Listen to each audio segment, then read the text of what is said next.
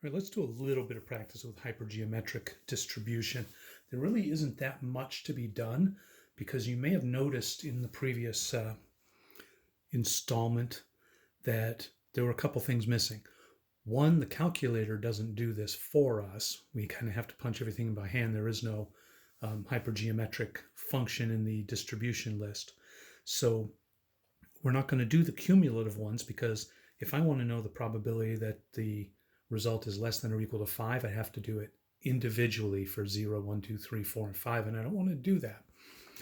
The other thing is there was no formula for the standard deviation, and that's because it's also the calculator won't do it, and it's really ugly. And without standard deviation, we can't find our ROLO, our range of likely outcomes. So we're not going to be doing that for hypergeometric anyway, which leaves us with only two things to do. One is to find the mean, which is also called the most expected outcome, and find the probability of any specific outcome. So let's do that here. Suppose I got 40 cards, our standard abbreviated deck of 40 cards, A's through 10, with 10 of them being hearts, 10 of them being spades, 10 diamonds, and 10 clubs. So I got 40 cards, 10 are hearts. I draw a hand of 5 cards. What's the probability that exactly 2 of them are hearts? Well, let's look first at our expected outcome, or our mean. Our mean is going to be the little n times big K over big N. Now, a different way to think of that, you can memorize letters and formulas all day long, but I don't like to. I think, how much of this population am I choosing? I'm choosing 5 out of 40 cards.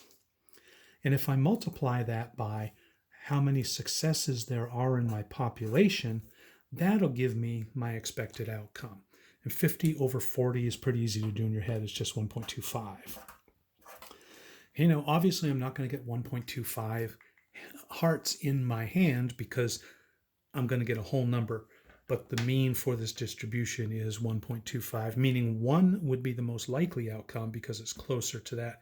2 would be the second most likely outcome. Now let's take a look at calculating the probability of 2 here. Remember, it's successes in the population, so that's 10, then C, successes in the sample, which in this case would be 2, times failures in the population, everything except for those 10 would be 30, C, failures in the population, failures in the sample. If I draw 5 and 2 of them are hearts, then 3 of them are not hearts. Divided by the size of the population, 40, C, the size of the sample.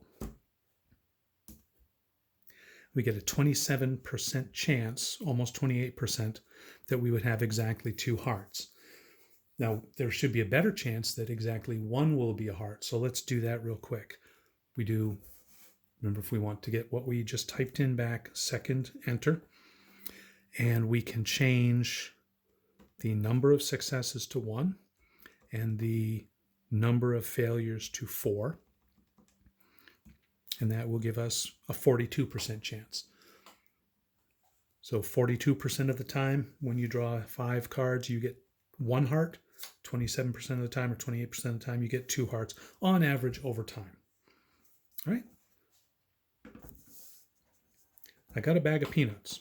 Only 5% are supposed to be triples. You know, sometimes you get, most of the time you get 2 peanuts in a peanut shell. Sometimes you get 3. So supposed to be that only happens 5% of the time, which means that in this bag of peanuts, I should have 5 triples. So my population and my number of successes in the population, if the people that gave me this number are right.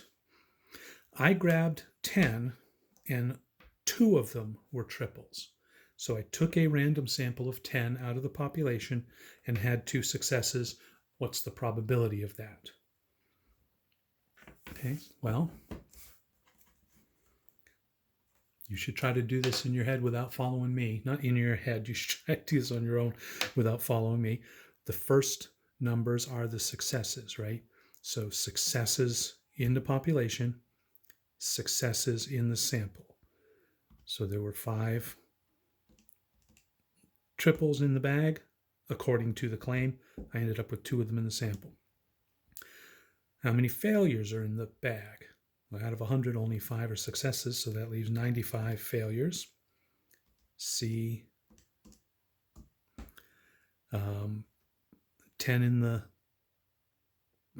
sample that I took, and only 2 are successes, so that leaves 8 failures. And then we divide by, there were 100 in the bag, and I chose 10 of those.